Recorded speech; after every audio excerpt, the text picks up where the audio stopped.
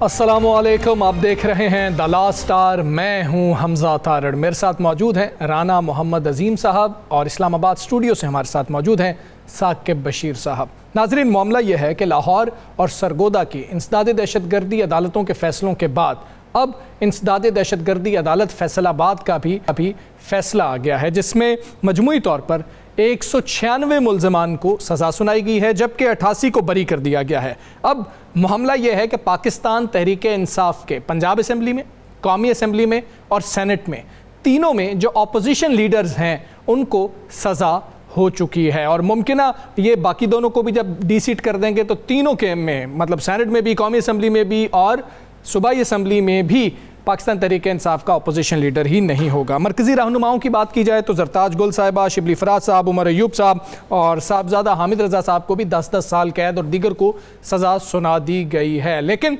फवाद चौधरी साहब को, ख्याल कास्तरो साहब को और उनके अलावा ज़ैन कुरैशी साहब को बरी कर दिया गया है। अब कुछ सवालात उठते हैं कि पाकिस्तान तहरीक इंसाफ का बतौर सियासी जमात मुस्तकबिल क्या होगा? तहरीक इंसाफ क्या डिसीजन लेगी? किस तरह का बॉयकॉट कर सकती है? क्या कौमी असम्बलियों से इस्तीफ़े अभी भी दे सकती है या फिर उस सेशंस में नहीं जाएगी? इस किस्म का बॉयकॉट किया जाएगा?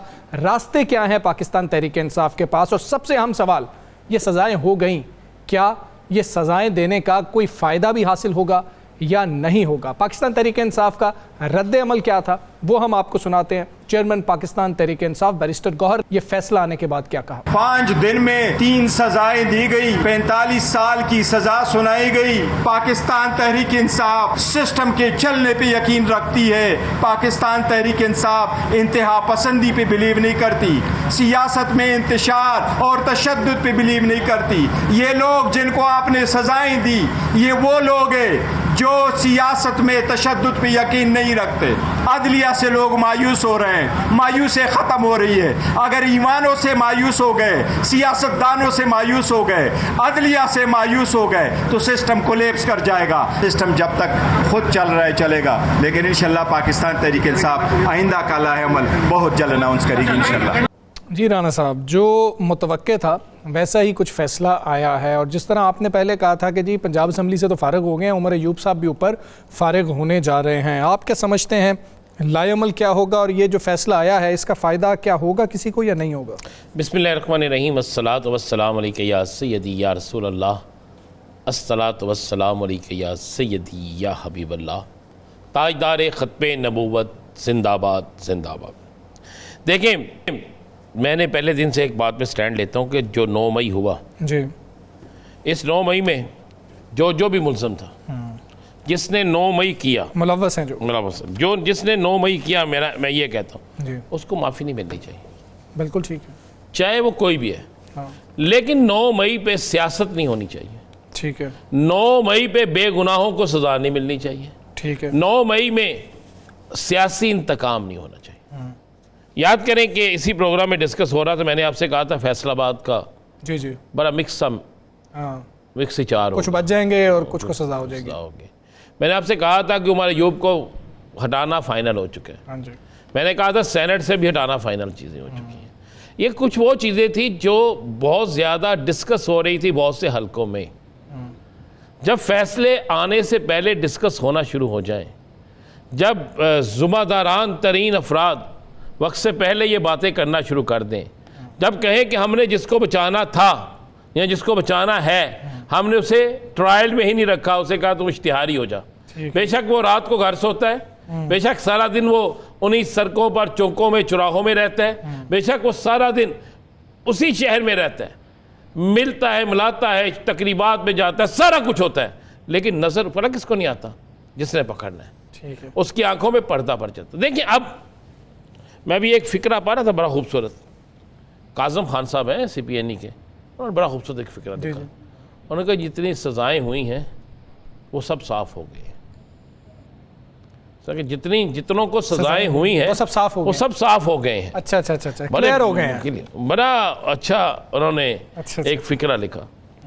अब मैं हैरान हूँ, ये कानूनी चीज़ें तो कोई कानूनदान बता सकता है या साकिब बशीर साहब बता सकते हैं कि एक गवाह है वो आके कहता है कि जनाब फला बंदा ये सारा कुछ कर रहा था।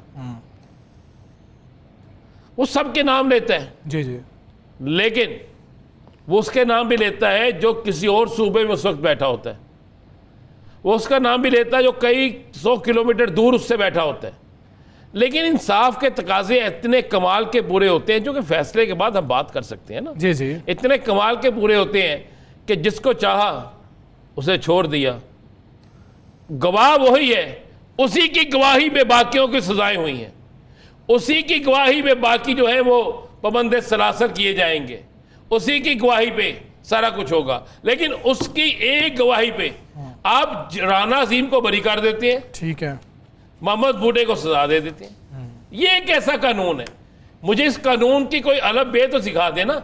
या तो वो कहे जनाब मैं मौके पे आया, मैंने राना अजीम को नहीं देखा, ठीक है, लेकिन मुझे फलां बंदे ने बताया कि राना अजीम भी वहीं था। जी राणा साहब वो भी यही कह रहे हैं कि वो फैसलाबाद में था ही नहीं।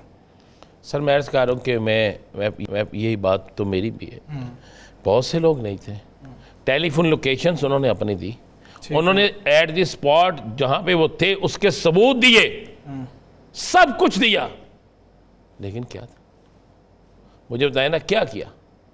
सब कुछ देने के बावजूद भी उन्हें डिक्लेयर कर दिया गया भी आप मुजरम हैं, आप मुजरम रहेंगे। उस साहिवाल में बैठा राय हसन नवाज जी, उसका फैसलाबाद से क्या तल्लक, फुआद चौधरी का फैसलाबाद से क्या तल्लक। लेकिन मैं फिर कह रहा हूं लिख तो गया सारे, शाह महमूद कुरैशी जो है उसका फैसलाबाद से क्या तल्लक, नामजद तो किए गए ना। उमर अयूब का फैसलाबाद से क्या तल्लक।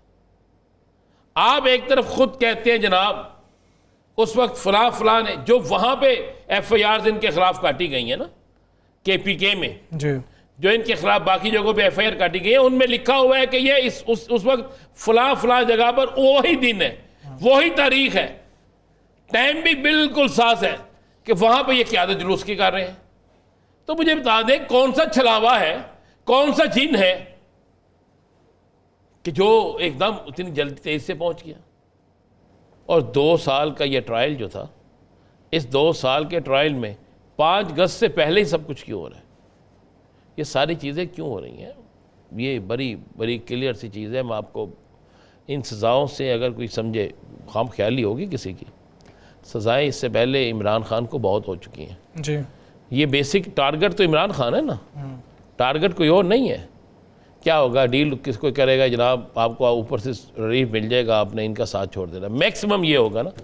तो राजा रियाज का हाल नहीं देखा लोगों ने, बाकी लोगों का हाल नहीं देखा भाई। डे टू डे चीज़ें होती जा रही हैं, डे टू डे हर चीज़ होती जा रही है। जिस तरह हमने कल भी अपने प्रोग्राम में कहा था, खुफिया राय शुमारी थी, बिल्कुल ऐसे ही है। उसी वक्त में बाकायदा जब वोटिंग और टिकर ये चले के लिए मीन गंडापुर का नाम भी है। हमारी सहाफत पे तो कुर्बान जाए ना, मेरा दिल करता है मैं सहाफत को खुद को चूमूं, मेरा दिल करता है कि मैं उन सहाफ़ियों के माथे चूमूं, और मेरा दिल करता है कि मैं जाके पूछूं कि क्या ये सहाफत है। हमने अली मीन गंडापुर को भी करवा दिया, नाहल करवा दिया, उनका ट्रायल हमने फरक हबीब को भी तमाम टीवी चैनल पे चला ना, किसी एक पे नहीं मैं बात कर रहा। असद उमर को भी, शाह महमूद कुरैशी को सजा दिला दी, सारा कुछ करवा दिया।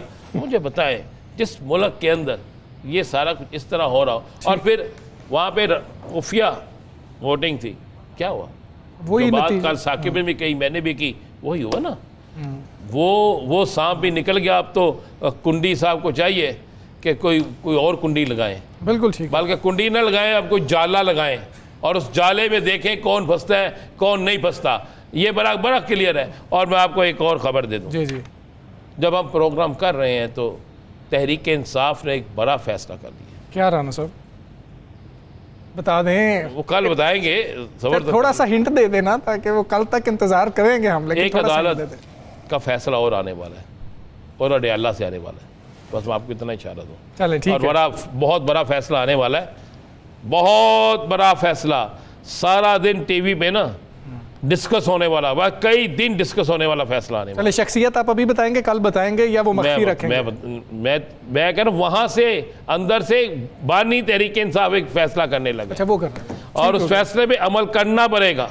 बिल्कुल ठीक हो गया।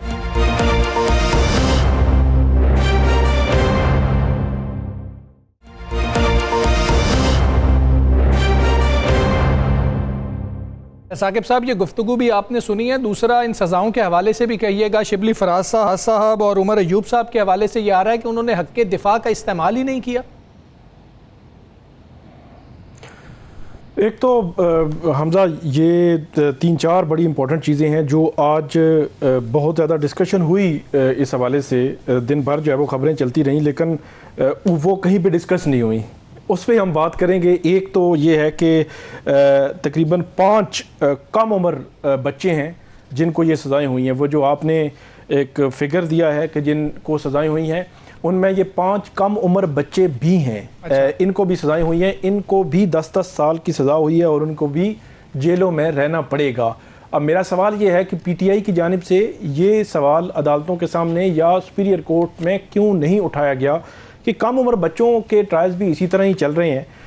दूसरी जो आपने सवाल किया कि जो शिबली फराज साहब हैं और उमर अयूब साहब, एक 342 की स्टेटमेंट होती है और उस स्टेटमेंट में अपना डिफेंस आप ले सकते हैं। जिस तरह फवाद चौधरी साहब ने अपना एक दिफा लिया कि जिस दिन की एक कॉन्स्पिरेसी की मीटिंग की बात की जा रही है कि वो कॉन्स्पिरेसी की मीटिंग में मौजूद थे, वो यहाँ पे इस्लामाबाद में एक शो था, उस शो में शामिल थे और उस शो में के जो होस्ट थे उनको बतौर गवाह उन्होंने जो एटीसी फैसलाबाद है वहाँ पे पेश किया और उन्होंने गवाही दी कि इस टाइम पे ये हमारे वहाँ पे मौजूद थे, बतौर गेस्ट मौजूद थे और उनकी प्रेजेंस साबित हो गई और उसके बाद उनको उसका फ़ायदा भी हुआ। तो उमर अयूब साहब और शिबली फराज साहब ने 342 की स्टेटमेंट में ये मौजूद ही नहीं थे। डिफेंस इन्होंने लिया ही नहीं, मतलब क्योंकि इन्होंने बताना था, इन पर तो फिजिकली तो वहाँ मौजूदगी का इल्ज़ाम ही नहीं था ना, इन्होंने बताना था कि उस वक्त ये कहाँ पे थे।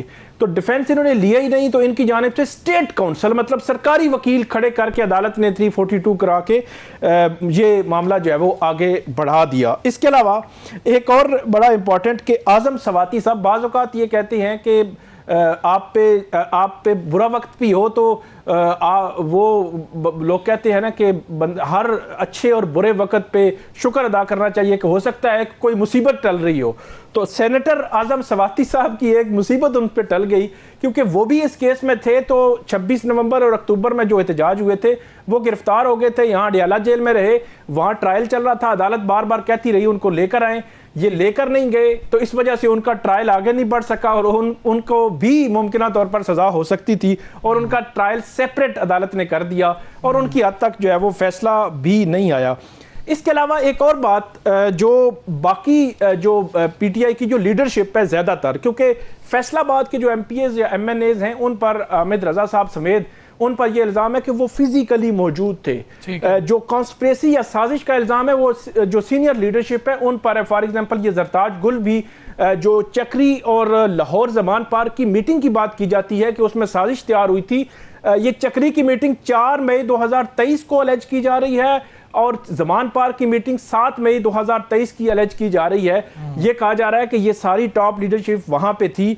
तो इनकी जानिब से कुछ मुल्ज़मान ने CDRs पेश की, उस पर अदालत ने यह कहा है कि जो CDRs हैं ये जो पेश की गई हैं, मोबाइल तो हो सकता है किसी का किसी जगह पे भी मौजूद हो, आपने अपनी प्रेजेंस बतानी थी ज़ाती तौर पर, आप जो है वो कहाँ पे थे, आप उस मीटिंग में थे या नहीं थे। CDR जो है वो इस तरह एक्सेप्ट नहीं हो सकती, तो ये अदालत ने उसको एक्सेप्ट ही नहीं किया।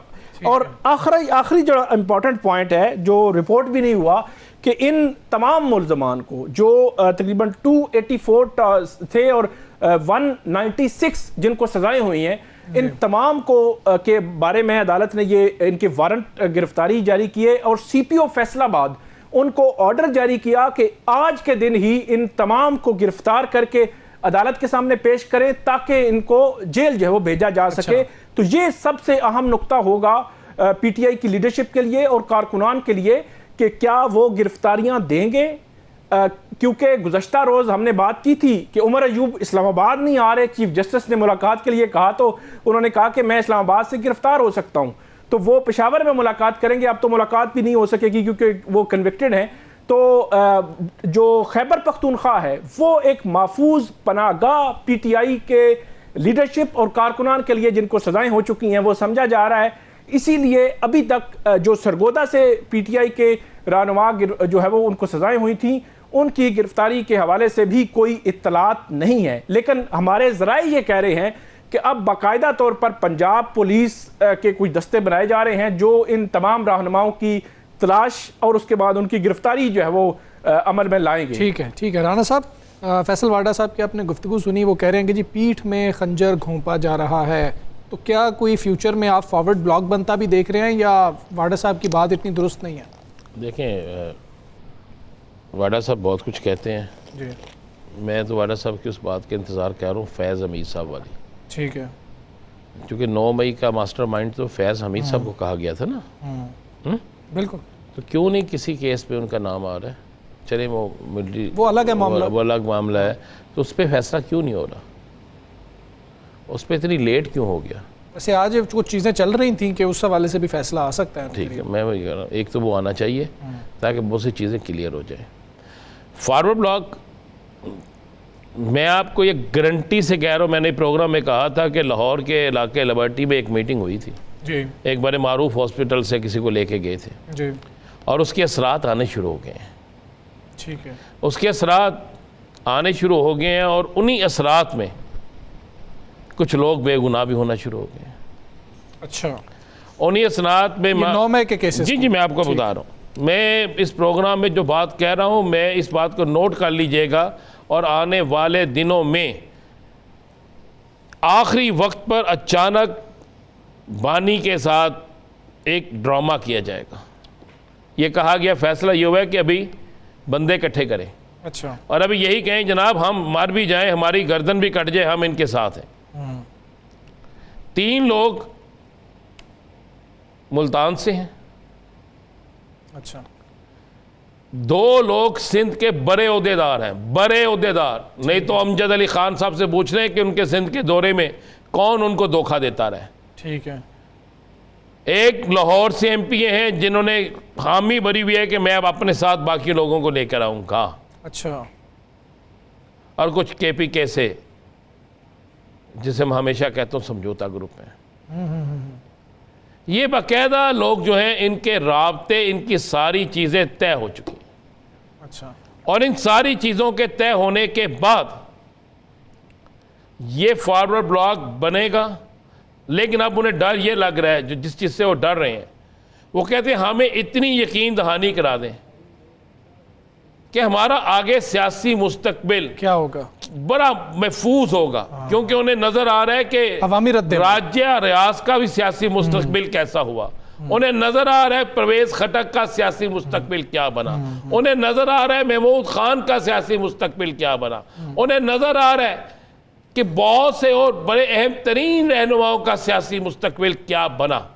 ठीक है, मैं ये हल्फन कह रहा हूँ, ये सारा कुछ मीटिंग का जगह वक्त सब मुझे पता, मैं 2 दफा पहले भी प्रोग्राम में कह चुका हूँ। ठीक है। तो राना साहब, ये जो आप समझौता ग्रुप की बात कर रहे हैं, यानी कि KP में वाकई कोई तब्दीली भी आ सकती है अगर समझौते ग्रुप का समझौता हो जाए? देखिए, 2 चीज़ें ध्यान में रखिएगा। जिस दिन तब्दीली इन्होंने लानी हुई ना, तो इनके पास तब्दीली, जिस दिन जिन्होंने तब्दीली लानी, आप समझ गए, जी जी, वो तो फिर तब्दीली आ जाएगी। चाहे सगा भाई हो, चाहे सगा बेटा हो। ठीक है, लेकिन अगर आप कहें कि जमीयत उलमा इस्लाम, ऑपोजिशन आप कहें मुस्लिम लीग नून, आप कहें पाकिस्तान पीपल्स पार्टी, तो ना उन्होंने पल्ले का है जे। मुझे तो जो नज़र आ रहा है, मैं जो देख रहा हूँ, या मुझे जो सियासी जितनी मेरी बसीरत है जी, या जितनी मैं सियासी चीज़ें देख रहा हूँ, अगर इन्हें 1% यकीन हो जाए ना, 1% कि इमरान खान का वोट बैंक खत्म हो गया, ठीक है, 1% इन्हें यकीन हो जाए कि इमरान खान आउट हो गया, 1%, तो अब तक ये सब कुछ कर चुके होते हैं। बिल्कुल ठीक। लेकिन एक चीज़ जाते जाते मैं आपको इतना बता दूं, क्योंकि आपको जल्दी है, गेस्ट आपने लेना है। नहीं, मैं साकिब साहब से एक कमेंट लेना चाह रहा हूँ, आप प्लीज़ कर लें। एक बात आप ज़हन नशीन कर लीजिएगा, ट्रेन पूरी गिननी है। अच्छा, ट्रेन के सिर्फ 3 डब्बे नहीं गिनने जिसमें तहरीक इंसाफ बैठी है। ठीक है, अगर 6 डब्बे हैं ना, तो बाकी 3 डब्बे भी गिनने हैं, ज़हन में रख लीजिएगा। और आज इस बात को नोट करके ना रख लीजिएगा पास, और फिर मुझे बताइएगा कि ये 90 दिन के अंदर अंदर 3 डब्बे वाकई भी गिरे हैं कि नहीं गिरे। अगर गिरे तो सारे गिरेंगे, अगर बचे तो सारे बचेंगे। मुझे आज एक मुस्लिम लीग नून के बड़े अहम तरीन ज़िम्मेदार ने खुद कहा ये बात, मैं ऑन कैमरा ये बात कह रहा हूँ। जी, उसने मुझे कहा कि हम भी अपनी बर्बादी का सामान तहरीक इंसाफ से ज़्यादा तैयार कर चुके हैं। अच्छा, तहरीक इंसाफ के पास तो हमदर्दी होगी, हमारे पास तो हमारे अपने भी नहीं होंगे। ये लफ्ज़ था उनका।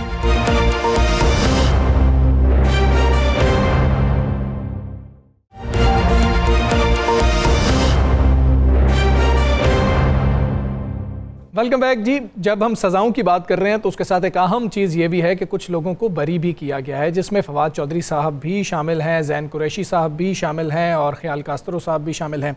तो हमने यही जानना है कि ऐसा क्या हुआ कि इनको बरी कर दिया गया और दीगर जो मुल्ज़मान थे उनको सज़ा सुना दी गई है। इसी पर बात करेंगे। माहिर कानून फैसल चौधरी साहब हमारे साथ मौजूद हैं। फैसल चौधरी साहब, अस्सलाम वालेकुम।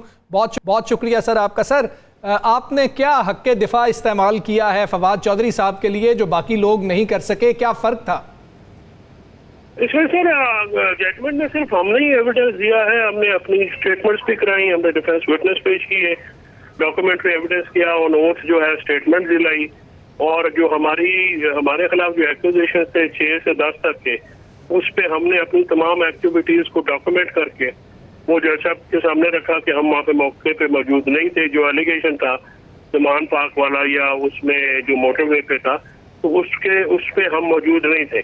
तो यही एविडेंस जो है वो कोर्ट के सामने रखा गया। और अगर आप 12, 13, 14 पढ़ लें, उसमें आपको ये डिस्टिंक्शन भी नजर आ जाएगी कि किसी ने जो है वो अपना किसी और एविडेंस नहीं दिया। ठीक है फैसल साहब, ये कह दीजिएगा कि आपने क्या समझा कि हम तो ये दे रहे हैं, आपने उनको मशवरा भी नहीं दिया? वकीलों की पार्टी है इस वक्त, तो उन्होंने क्यों नहीं हक इस्तेमाल किया? एक बंदे को फोन करके मिन्नत की, हाथ जोड़े कि अपने केस को संजीदगी से लें। एक आदमी को, उमर साहब हो, कमल शोजब हो, हामिद भाई हो और दोस्त हो, मैंने एक बंदे को फोन करके कहा कि सर आपकी जो 4 महीने की डायरेक्शन है आपके गले पड़ जाएगी, इस पर रिव्यू फाइल कर दें। ठीक है, ये आपके साथ साथ हम भी स्टेट पे हैं। नहीं मानी मेरी, इसलिए नहीं मानी। अच्छा फैसल जो साहब, ये हो गया, जो होना था वो तो हो गया, जिन्होंने नहीं मानी वो भुगत के, और आप भी बरी हो गए, यानी फवाद जो साहब बरी हो गए। इस एक केस में जो लोग बरी हुए हैं, केस तो और भी बहुत से हैं, बाकी केसों पे भी इसका फ़र्क पड़ेगा? ये डेफिनेटली रहेगा। जब एक केस में सजा और माना गया कि वहां पे नहीं थे, तो वही एविडेंस बाकी प्रोसिक्यूशन के सामने भी पेश किया जाएगा ना जी। और हम जो है डबल प्रोसिक्यूशन, क्योंकि मैंने तो शाह महमूद कुरैशी साहब की फैमिली को भी कहा था कि डबल प्रोसिक्यूशन नहीं हो सकती, इस पर भी आप पिटीशन दायर करो। तो हम जो है वो अपना जो हक़ दिफा है वो तो लाजमी लेंगे। जी साकिब साहब, ये बताएं कि उमर अयूब और शिबली फराज, वो दोनों जो है वो 342 स्टेटमेंट के वक्त जो है वो स्टेज पे पेश ही नहीं हुए, उनके वकील भी पेश नहीं हुए। फिर अदालत ने स्टेट काउंसिल लगा के बस वो एक फॉर्मेलिटी पूरी करके उनको सज़ाएं दे दी। आप ये समझते हैं कि जिस तरह आप ने डिफेंस लिया, मतलब फवाद चौधरी साहब ने एक डिफेंस लिया, बाकायदा विटनेस पेश किए, 6 से 10 की पूरी जो है वो ट्रेल दी कि वो कहाँ पे थे, शिबली फराज साहब या उमर अयूब साहब या दीगर जो कॉन्स्पिरेसी के इल्ज़ाम पर थे, वो अपना डिफेंस या इस तरह की ट्रेल बना के अदालत को करते और केस लड़ते, तो नताइज मुख्तलिफ भी हो सकते थे। क्या समझते हैं आप? लेकिन बात यह है कि जाकिर साहब, सबको पता है सियासी केस है, पॉलिटिकली मोटिवेटेड केस है, सबको नॉमिनेट सियासी बुनियादों पर किया गया, इसमें कोई शक की बात नहीं है। लेकिन अपना केस से संजीदगी से लड़ते हैं ना बंदा। आप कोई भी अपना मुकदमा जो है उसमें आप अपने एविडेंस पेश करें। अगर ये सारे वो एविडेंस पेश करते और उनको सजा होती तो फिर बड़ी बुनियाद बेस होती ना, हम उनके एविडेंस पे बात कर रहे होते। अच्छा फैसल भाई, मैं यही आपसे पूछता हूँ, आपने बड़ा केस लड़ा बानी का भी, बाकी भी ला रहे हैं, वहाँ पे भी आपने बड़े सबूत पेश कर दिए, तो सज़ा तो जहाँ पे देनी होती है वहाँ पे तो सबूतों को फिर देखा नहीं जाता। सर इसका ये मतलब तो नहीं है ना कि आप सबूत ही ना पेश करें, अपने केस में पेश ही ना हो। नहीं, मैं जिस जगह मैं कह रहा हूँ जिस जगह सबूत पेश कर दिए वहाँ पे भी यही हुआ। तो नहीं, ये देखिए राणा साहब, ये बातें तब हो सकती हैं जब आपने केस अपनी संजीदगी से लड़ने होते हैं। मजलूम, आप मुझे बताया भुट्टो साहब का केस सियासी नहीं था, नवाज शरीफ के पास इतनी लंबी लिस्ट है वो कहते जी सियासी सजाएं, पीपल्स पार्टी के पास इतनी लंबी लिस्ट है वो कहते जी सियासी सजाएं, हमारे पास अपने। ये होता है पाकिस्तान में, केसेस सियासी बुनियादों पे किए जाते हैं, पहली दफा और आखिरी दफा शायद नहीं है। ये होते हैं, इसी में आपको सर्कमवेंट करना होता है, हालात वाकयात को आपको उसमें से रास्ते निकालने होते हैं, ठीक है ना जी।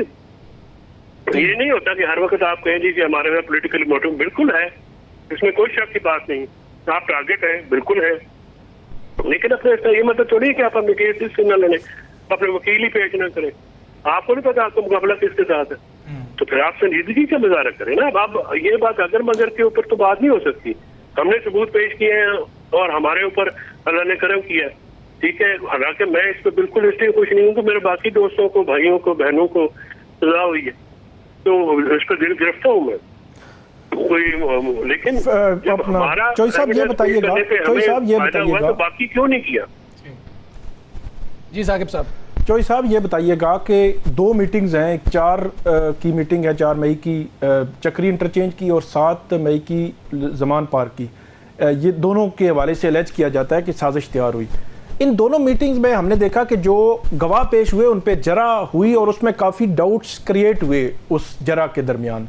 तो हम देख रहे हैं कि पहले सरगोदा की अदालत ने, फिर लाहौर की अदालत ने और अब फैसलाबाद की अदालत ने भी इन दोनों मीटिंग्स की एग्जिस्टेंस को माना है। इसको आप कैसे देखते हैं? ये अपील में जाकर क्वेश्चन सवाल उठेगा, क्योंकि सारा केस इन पे बेस कर रहा है जो साजिश का है। हाँ जी बिल्कुल ऐसे ही है। अपना ये जो उनके गवाहान है, जैसे खासकर सरगोदा का कहते आप केस का रेफरेंस कर रहे हैं, उसमें तो माशाल्लाह सजा इस बुनियाद पे हुई है कि किसी ने पीटीआई से लातलकी का इजहार नहीं किया, लिहाजा जो है उसको सजा देते हैं, मतलब वो लिखा हुआ है। जो लाहौर वाला केस है उसमें ये कहा गया है कि जो मौके पे मौजूद था उसको सजा दे दी गई है, जो मौके पे मौजूद नहीं थे उनको उन्होंने कहा जी कि आपको वो उनको छोड़ा। ये जो आज वाला केस है इसमें 4 क्योंकि हमारी हद तक तो 7 का एलिगेशन था, 7 वाले एलिगेशन पे हमने अपने प्रूफ भी दिए, 4-6 से लेके सारा जो हमारे खिलाफ था हमने उसकी पूरी डॉक्यूमेंट की और हमने वो दिया। उस पे जो है फायदा हुआ है कि और हमारे साथ 70 और लोग हैं जो कि एक्टिवेट हुए हैं। ठीक है फैसल चौधरी साहब, इस पे भी कहिएगा कि मुमकिन जो है लीडरशिप है जी, मुमकिन पाकिस्तान तहरीक इंसाफ का अगला लाएअमल क्या हो सकता है? क्योंकि ये सवाल आज उठ रहा है कि क्या फिर से असम्बलियों से इस्तीफे दिए जाएंगे, क्योंकि आपने बहुत मशवरा दिया अपने दोस्तों को, उन्होंने आपका मशवरा नहीं माना, शायद दीगर वकला का मशवरा उन्होंने मान लिया, तो खान साहब को भी ये मशवरा जा सकता है कि जी कि हमें तो वैसे ही उन्होंने निकाल देना है, हम खुद ही निकल जाते हैं। देखिए वो टाइम गुजर गया, वो ये अब पहले फैसला करते तो बेहतर था, अब ये बैठे ना बैठे हो ना हो ये अब कोई मैटर नहीं करता। और साकिब साहब ने पहले कहा कि बड़ा तलख तजर्बा हुआ है हमें इसका माजी में, तो इस चीज को भी सामने रखते हुए जो है वो करना पड़ेगा कि ये चीजें जब है सर वो इस तरह से नहीं की जा सकती कि हम ये कहें कि अभी हम निकल आएंगे तो सिस्टम तो पहले ही आपको निकालने पे लगा हुआ है, तो वो आप हमेशा वो स्ट्रेटजी नहीं अपनाते जो कि वहाँ पे रखी जाती है।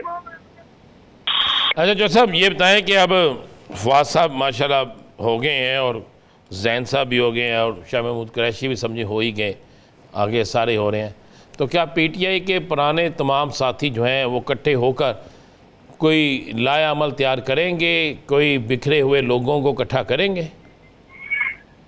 देखिए इसके अलावा तो ऑप्शन ही कोई नहीं रह गया है अपना राना साहब, अभी तो हमारे पास कोई ऐसा ऑप्शन है ही नहीं जिसको हम कह सकें कि जी वो काबिल अमल ऑप्शन है। पूरी लीडरशिप जो है वो जा करके बैठ गई है और उसमें जो है किसी किस्म का कोई मतलब वो भी नहीं है। तो अब इसके अलावा आप ऑप्शन अब खान साहब को, तो मैंने तो हमेशा पहले भी आपको कहता रहूं कि इस टीम के साथ होते हुए कुछ नहीं होना, इस टीम को जो है वो भी रिव्यू करना पड़ेगा, स्ट्रेटजी को भी रिव्यू करना पड़ेगा। मैं आपको बताता हूं कि 9 जगह पे क्या इस वक्त लड़ाई जंग में मसरूफ है।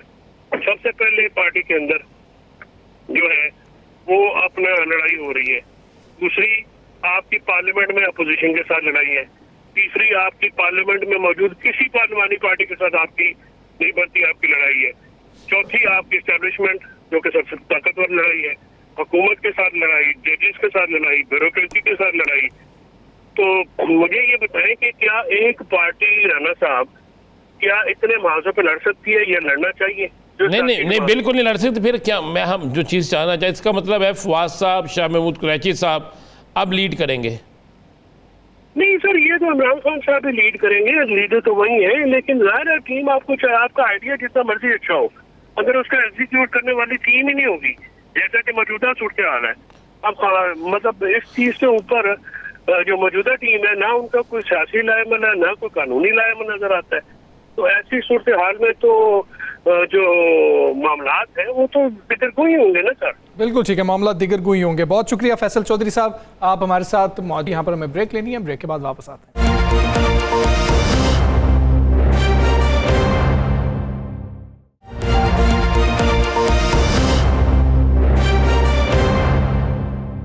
वेलकम बैक जी। जिस तरह फैसल चौधरी साहब अभी कह रहे थे कि मैंने सबको बारी बारी कहा कि आप लोग भी हक के दिफा इस्तेमाल करें और जिस तरह से हम सबूत दे रहे हैं उस तरह से सबूत दें। आप उन लोगों ने मुकदमात को उस तरह से सीरियस ही नहीं लिया। क्या वाकई पाकिस्तान तहरीक इंसाफ के जो दीगर रहनुमा थे, जो दीगर मुल्ज़िमान थे जिनका ताल्लुक पाकिस्तान तहरीक इंसाफ से था, उन्होंने इस केस को संजीदा नहीं लिया? इसी हवाले से हम बात करेंगे। इस केस में पाकिस्तान तहरीक इंसाफ के जो वकील हैं खालिद शफीक साहब, उन्होंने हमें ज्वाइन किया। खालिद शफीक साहब, अस्सलाम वालेकुम, बहुत शुक्रिया आपका। अभी फैसल चौधरी साहब ये कह रहे थे जो आपने सुना है कि इतना संजीदा बाकियों ने नहीं लिया। मैंने बहुत कोशिश की कि सबको समझाऊं, लेकिन उन्होंने उस तरह से मुकदमा लड़ा ही नहीं है। तो सर क्यों नहीं लड़ा आप लोगों ने उस तरह से मुकदमा जिस तरह से उन लोगों ने लड़ा?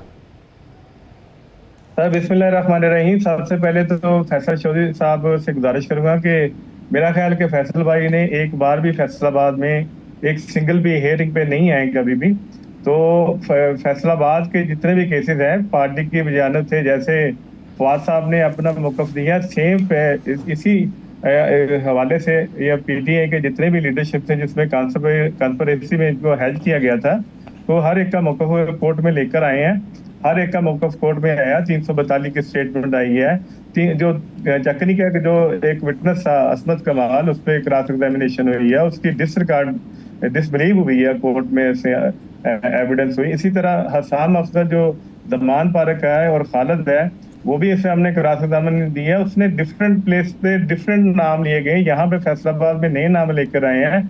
कोई इनके पास ना तो किसी के हवाले से ट्विटर, कोई एंटी स्टेट मटेरियल, कोई ऐसी चीजें थी। हमने हर पहलू पे हर कानूनी लिहाज से इन केसों को फाइट किया है। तो फैसलाबाद साहब के पास शायद इनको इल्म नहीं है।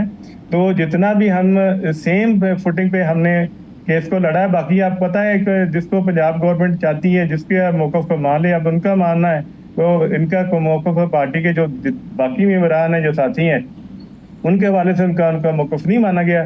तो इस हवाले से वो उनको कन्विक्शन हुई है। और फवाद साहब और जैन साहब तो इनको अक्विटल हुई है।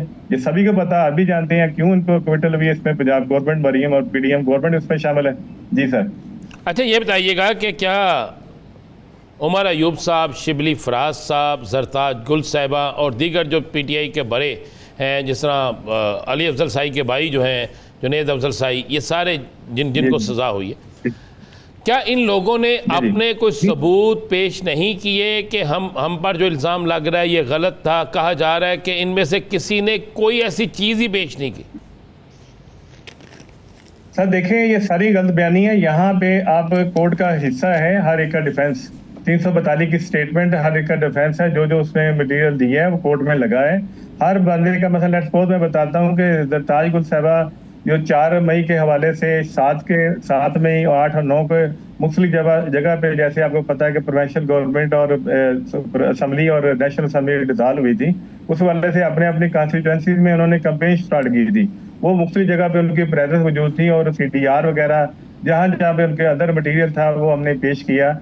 इसी तरह जरताज साहबा के अलावा कमर शोदा साहबा के हवाले था, जो उनके डिफेंस में मटेरियल था वो भी मुख्तलिफ जगह पे मौजूद थी। वो 9 मई के किसी भी जो एलिगेशन लगाई है 4 वाला चक्री वाले के हवाले से या 7 और 8 और 9 के हवाले से, किसी जगह पे ये मौजूद नहीं थी। इसी तरह शिबली फराज साहब के हवाले था कि उनका भी मुकदमा यहाँ पे पूरा कंटेस्ट किया गया, उनका हवाला दिया गया। मीनवाइल एंड पे आपको पता है कि हमने जितना भी हर बंदे के हवाले से जिसमें कॉन्स्पिरेसी के 17 जो लीडरशिप है, हर बंदे का बाकायदा तौर पे डिफेंस दिया गया। आपको सारी चीजें पता है कि किसी को मानते हैं, किसी को नहीं मानते हैं। वो भी दूसरी बात, इसके अलावा खालिद साहब ये बताइएगा, खालिद साहब ये बताइएगा कि उमर अयूब और शिबली फराज उन्होंने 342 नहीं दिया और उनकी जगह से सरकारी वकील आ गए। तो एग्जैक्टली बताइएगा कि इन्होंने क्या, जो CDRs अदालत कह रही है कि उनको हम नहीं मान सकते क्योंकि इंडिविजुअल कहाँ पे था उसने अपना ये बताना है, ये इस्टेब्लिश करना है। जिस तरह वो कहते हैं जी फवाद चौधरी ने अपना एक विटनेस लाया कि वो एक फलाम जो है वो इस शो में थे और उसमें गेस्ट थे, तो उस विटनेस ने गवाही दी। तो शिबली फराज और उमर अयूब साहब ने क्या बताया कि वो किस जगह पे थे उस दिन? सर मैं बता रहा हूँ कि शिबली फराज और उमर अयूब साहब के हवाले से, चूंकि उन्होंने 342 यहाँ पे रिकॉर्ड नहीं की थी, उनके हवाले से क्रॉस एग्जामिनेशन पूरे तरीके से हमने यहाँ पे उसको क्रॉस एग्जामिन किया था, विटनेस जो भी कॉन्स्पिरेसी के आए थे।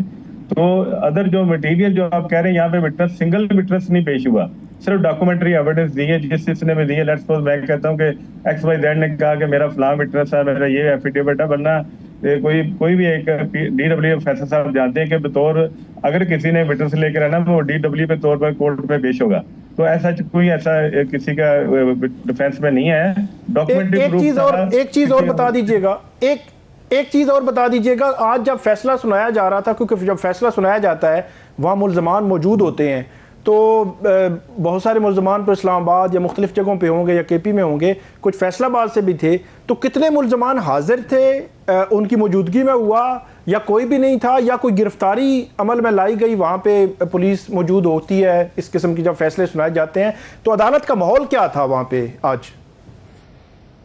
सर इंतहाई टाइट सिक्योरिटी थी, तकरीबन 400-450 इन्होंने पुलिस ऑफिशियल जो तैनात किए थे, SP लेवल के, ASP लेवल के सारे लोग यहाँ पे मौजूद थे। इसके अलावा क्योंकि सभी को पता था फैसला क्या होना, किस तरह जाए, सरगोदा का पैटर्न एक मौजूद है, लाहौर का पैटर्न मौजूद था, तो उस हवाले से कोई भी वर्कर, कोई भी लीडर यहाँ पे नहीं थे। क्योंकि इसमें इसके अलावा एक और चीज थी कि मैंने और बहुत सारे जो साथी थे, तकरीबन 125-150 जो लोग जो अक्यूज इसमें पर्सन थे, उनकी डिस्पेंसेशन फाइल की थी, उसके हवाले से एज ए प्लीडर यहाँ पे हाजिर थे। थोड़ी बातें मैंने इसके हवाले से सर मैंने गुजारिश करनी है कि ये केसेस के हवाले से हुआ क्या, ये लीडरशिप के हवाले से है। बाकी तीनों केसों का थोड़ा सा स्टेटस मैं बताना चाहूंगा जी। तो तीनों, ये सबसे पहले 832 जो FIR ISI वाले हमले के केस में इन्होंने फाइल दर्ज की है, उसमें 65 ऐसे लोग हैं, क्योंकि इन्होंने FIR 645 को FIR दर्ज की है। ये रात सारी लोग पुलिस पिकेट पे और मुख्तलिफ जगह पे जो गिरफ्तार करते रहे हैं, जो ऐसे लोग इनमें नॉमिनेट कर दिए जिनका PTI से दूर दूर उसका तल्लुक नहीं। ये अच्छा हालत साहब, फिर ये फैसल चौधरी साहब आपसे पहले हमारे साथ प्रोग्राम में थे, उन्होंने तो ये कहा कि PTI की तरफ से किसी किस्म की कोई ऐसी चीज़, कोई ऐसे दलाइल, कोई ऐसे सबूत कुछ नहीं पेश किए कि अगर वो मेरे मशवरे पे अमल करते जिस तरह फवाद चौधरी के लिए हमने किया, तो ये सारे मामले। राणा साहब मैं सारा कुछ देख रहा हूँ, देवबंद से 10 मई 2023 से लेकर आज तक मैंने सिंगल डेट पे भी हाजिर नहीं हुआ। अब लोगों की बेल से लेकर आज तक मौजूद हूँ, ना तो फैसल भाई यहाँ पे आए हैं, ना ही इस लेवल पे इनका डिफेंस मैंने देखा मेरी मौजूदगी में जो कुछ हो रहा था। तो ये कहने वाली बात है, जो बंदा फील्ड पे नहीं मौजूद है वो उसकी मर्जी है, जैसे मर्जी करता रहे, वरना हर वर्कर से लेकर लीडरशिप के मौक़िफ़ भी बयान किया, उसके हवाले से बाकायदा तौर पर आर्गूमेंट भी हुई है। अब बात कह देना एक बंदा मौजूद नहीं है और अपनी ऐसे इनको ख्वाब तो नहीं आ गई कि यहाँ पे डिफेंस नहीं दिया गया, हर एक का डिफेंस बाकायदा दिया गया। जी साकिब साहब। अच्छा खालिद साहब ये बताइएगा, ये जो आप बता रहे थे कि ऐसे लोग भी उसमें नामजद कर दिए गए जो PTI से नहीं थे, तो फिर उनका क्या हुआ? मतलब जो ये बरी हुए ये लोग कौन थे? सर नहीं सर, इस तरह नहीं, वो नॉमिनेट कर दिए गए। जब वकूआ हुआ 9 मई का, ये 6:45 पे इन्होंने FIR का टाइम रखा और 6:45 से लेकर तकरीबन 9-10 बजे तक जो PTI को वर्कर जिन्होंने कोई एहतजाज किया होगा तो वो चले गए। रात को इन्होंने पुलिस पिकेट पे मुख्तलिफ जगह पे तकरीबन कोई थाने में, मुख्तलिफ थानों में बंदे इकट्ठे करते, जैसे नागरी पूरे पंजाबी में कहते नागपुरे करते रहे हैं, तो इन्होंने करके ये 65 लोग, कोई इसके करीब हॉस्पिटल है, कोई पेशेंट वहां से लिए गए, कोई राहगीर लिए गया, इस तरह वो बंदे जिनसे PTI से दूर दूर का तल्लुक नहीं, वो बंदे नॉमिनेट कर दिए। वो नॉमिनेट के 65 में से तकरीबन या 60 लोग, उनको भी 7 सजा होगी। ये 832 की कहानी है। इसके अलावा एक मुकदमा है स्टेट बैंक के सामने गाड़ी जलाने का, 835 नंबर। इस मुकदमे का अलमिया ये है कि यहाँ पे ये वकूआ है 5-5:30 बजे। उस वक्त ये एक ऐसा सर्कल यहाँ पे है, वहाँ के इर्द गिर्द जो मुख्तलिफ मजदूर लोग, जो दिहाड़ीदार लोग हैं, कोई मजदूर है जैसे कि कोई मोची है, नाई है या मुख्तलिफ मजदूरी करने वाला, वो लोग 8 से 10 बंदे वो इन्होंने कहा वो पकड़ के इसमें से नॉमिनेट कर दिए, उन लोगों को भी सजाएं होगी। बिल्कुल ठीक है, उनको भी सजाएं हो गए हैं। खालिद शफीक साहब, बहुत शुक्रिया आपका, आपने प्रोग्राम में हमें ज्वाइन किया। मुझे राना अजीम साहब को, साकिब बशीर साहब को इजाज़त दीजिए। अल्लाह हाफ़िज़।